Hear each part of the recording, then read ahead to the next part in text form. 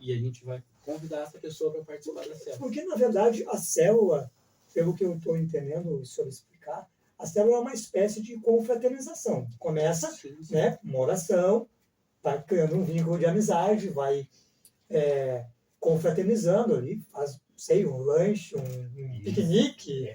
Tem tantas coisas boas para fazer, parar né? para pensar, né? E ao mesmo tempo muito poder mais falar de fácil, Jesus, né? É muito mais fácil hoje tu convidar uma pessoa para ir na tua casa do que ela querer ir na igreja. Exatamente. Então tudo começa assim, né? Começa a pessoa indo na tua casa e ali ela vai passar a conhecer Jesus ali na tua casa. E aí depois disso, ela tendo a experiência com Jesus, vai ser muito mais fácil dela depois ir. Com certeza, meu irmão. Eu acredito que a pessoa até... tem pessoas até que têm dificuldade, né, de frequentar lugares muito públicos, principalmente no começo da fé. Não sei se foi contigo, comigo foi assim no começo da minha fé também. Eu, por exemplo, vim do mundão, né, envolvimento com droga, com coisas ilícitas, e aí chegava na igreja, né, de ficar meio com vergonha, né, até se soltar, fazer uma amizade, ver um irmão. Então tem pessoas que têm muita dificuldade para isso. E eu acredito que a célula é um pontapé inicial até para a pessoa se sentir mais à vontade, né? Um ambiente mais... Isso, ele é um ambiente não tão formal, né? Isto, não é um ambiente formal, né? Em si, né? E ali é como o senhor comentou ali, no sentido, né? A pessoa chega ali, na primeira meia hora a gente bate um papo, a gente conversa, a gente tem um lanche ali, né? Legal. E aí a gente tá conseguindo o quê? Fazer com que haja aquele quebra-gelo, né? Isso mesmo. Porque a pessoa, ela chega mesmo, né? Meio envergonhada, se é a primeira vez. Então a gente vai conversar, né? Vai fazer uma amizade, vai criar um vínculo ali. E aí sim, aí depois dessa meia hora, aí a gente começa, né? A gente vai cantar um louvor, né? Fazer oração para passar a palavra também depois. Muito legal. E até, eu acredito que até no começo ali, quando vocês fazem a célula, deve ter, né? Uns que são mais descontraídos, mais... Sim, sim. Tem uns que são mais tímidos também, né? Então, não deve ser fácil, né? Até quebrar o gelo, tem alguns que deve ser meio difícil, isso, né? Sim, tem muitas pessoas que às vezes na primeira célula já fala, já gosta de falar, né? Bem espontâneo. Bem espontâneo, já é aquela pessoa que fala. E tem aqueles outros que não, aqueles outros que são realmente bem tímidos, né? E a gente às vezes tem que estar dando uma puxadinha, né? No sentido, fazer uma pergunta para ele, né? Para que ele consiga a se entrosar, a se soltar, né? E assim a gente vai fazendo, né? Que legal. Vai criando vínculos, né? Pega aquela pessoa que trouxe ela também ali, para que ela apresente ela, para que ela possa falar um pouco daquela pessoa, e assim a pessoa vai conseguindo a se soltar. E chega a acontecer assim, por exemplo, de a pessoa que foi na célula começa a frequentar, a ficar bem, começa a amar Jesus, né? A ter amor por Cristo e levar outras pessoas também, né? Com certeza. Essa é a intenção, né? Legal, porque daí a pessoa ela é discipulada e ela começa a gerar também discípulos também, né? Então, sim. A célula, qual é a intenção de qualquer tipo de célula, né? Ela precisa se multiplicar, né? Se não houver a multiplicação, a célula morre. Muito bem colocado. Muito bem colocado. É exatamente isso aí. E vamos lá. Qual é o maior desafio em trabalhar com célula? Na tua opinião? O maior desafio? Eu creio que em todas as áreas da questão, não só em célula, como igreja em si, são as pessoas mesmo, né? A gente é desafiado todo dia, né? Sim. A conseguir fazer com que essas pessoas, elas descubram o amor a Jesus, né?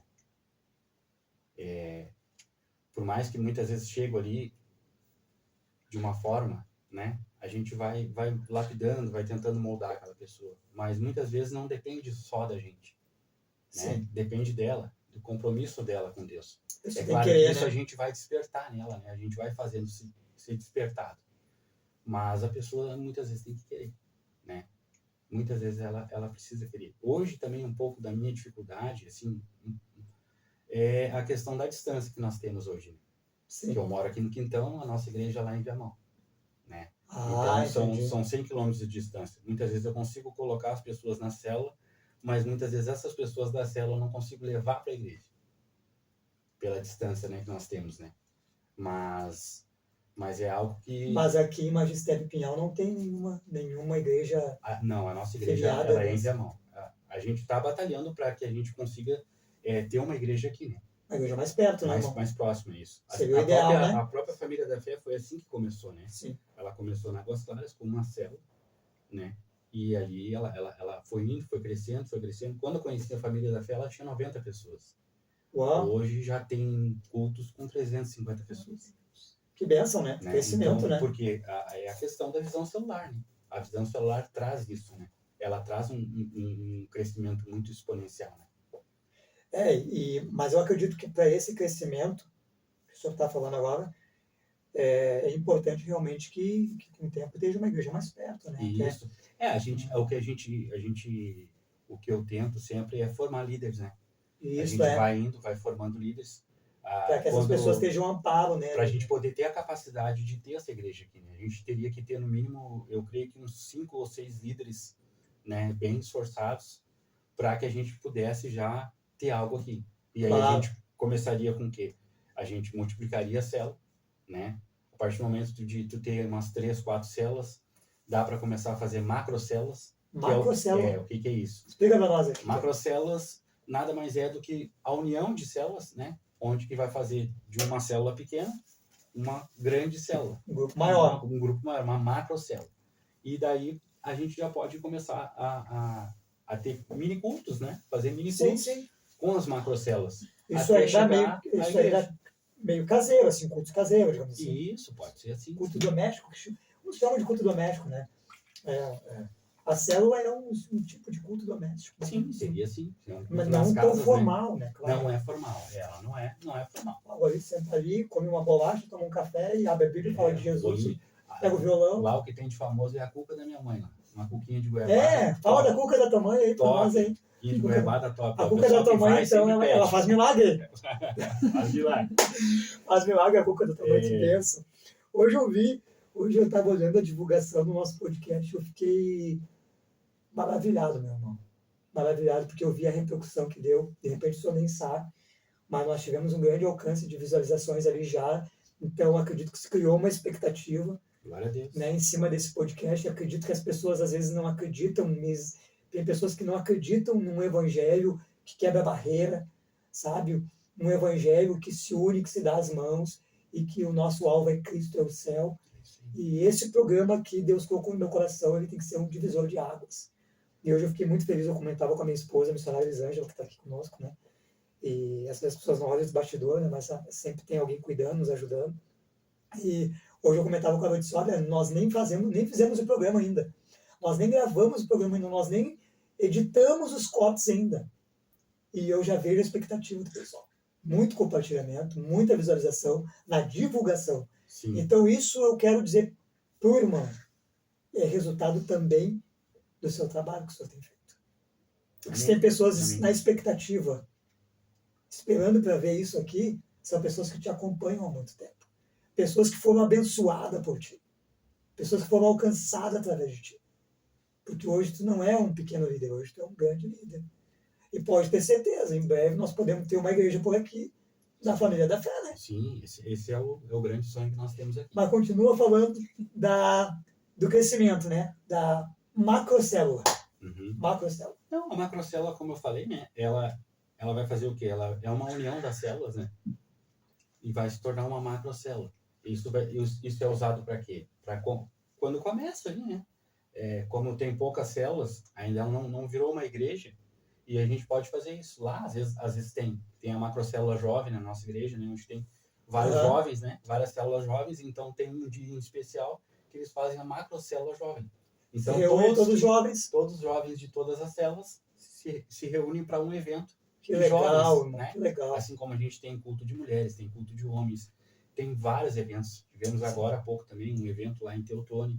Então, a nossa igreja, ela é uma igreja que ela busca muito ter eventos, muitos treinamentos e muito focado na questão dos jovens também, né? E cuida de cada setor, né? Do jovem, do mais ancião, das outras mulheres, dos homens. Isso aí. É que se a gente parar para pensar, né? Se a gente parar para pensar hoje, a gente não quer ser velho, né? A gente Exatamente. não se veste mais como, né, digamos assim, como velho. A gente procura sempre ser jovem, né? Então, se tu tem uma igreja hoje que tu consegue trazer o jovem para dentro, o resto das outras idades vão ser agradados também. Exatamente. Agora, é muito difícil tu às vezes, agradar uma pessoa de mais idade e conseguir manter o jovem dentro da igreja. Exatamente. Muito bem colocado. É isso aí. Então, nós como igreja, a gente tem esse pensamento no sentido de ter jovens dentro da igreja, de ser uma igreja jovem, né? Até a questão da pregação hoje, é uma pregação hoje mais dinâmica, o pastor fala muito isso, né? A gente não tem hoje como fazer uma pregação lá de 2 horas lá, o jovem ele não vai prestar atenção. Não, tem, Então hoje tem que ser mais dinâmico as coisas, né? Para que realmente a gente consiga a trazer o futuro. Sabe O que futuro uma é a vez juventude, né? e agora o senhor falou nisso aí, até vou fazer um comentário em cima disso. Uma vez eu estudei sobre a questão da litúrgica do culto, né? Por que a maioria das igrejas, não todas, né? A maioria das igrejas fazem cultos de 1h30, né? Que se divide ali entre louvor, orações, palavra, né? Aí umas vai das 8 até as 8h45 com louvor e orações, e as outras atividades da igreja, e 15 para as 9 passa para o pregador, até 9h30 o pregador acaba e o pastor dá a bênção. E é 1h30 no máximo. Porque é muito difícil tu prender a atenção das pessoas muito tempo. E hoje em dia, até a mensagem, a palavra de Deus, ela tem que ser específica. Dinâmica, né? Dinâmica, né? De uma forma que tu traga a atenção da pessoa, entregue a mensagem que Deus quer, a pessoa absorva aquela mensagem e saia. E um detalhe, e saia com sede. Isso. Ela tem que voltar. Isso. Com certeza. Né? Então hoje eu acredito que o segredo também é esse, meu irmão. A célula em si também, a gente tenta não deixar muito tempo, né? Claro que tem vezes que não tem como. Às vezes a célula está um pouco maior, vai ter mais perguntas, vai ter mais pessoas, né? Com curiosidades, a gente procura sempre dinâmico, né? Mas, claro, tem vezes que não dá. Mas às vezes Deus está agindo mais também, né? Isso, também. Mas a intenção é isso, ser dinâmico para causar sede, para que a pessoa queira voltar também na outra semana. Né? Eu acredito até que por ser uma célula até consegue ficar um pouco mais tempo por causa da confraternização, do ambiente agradável. Mas sempre vai ter aquela pessoa que já é da célula e que quer estar mais tempo, mas tem aquela que chegou agora que ela ainda ela não conhece a Jesus, então ela não tem aquela sede ainda. Ela não pegou a visão ainda. Ela quer estar ali um pouquinho, ver como é que é, e daqui a pouquinho ela vai embora. Então, para essa pessoa, muitas vezes pode ser desgastante, né? Então, a gente tem que sempre ver o todo, né?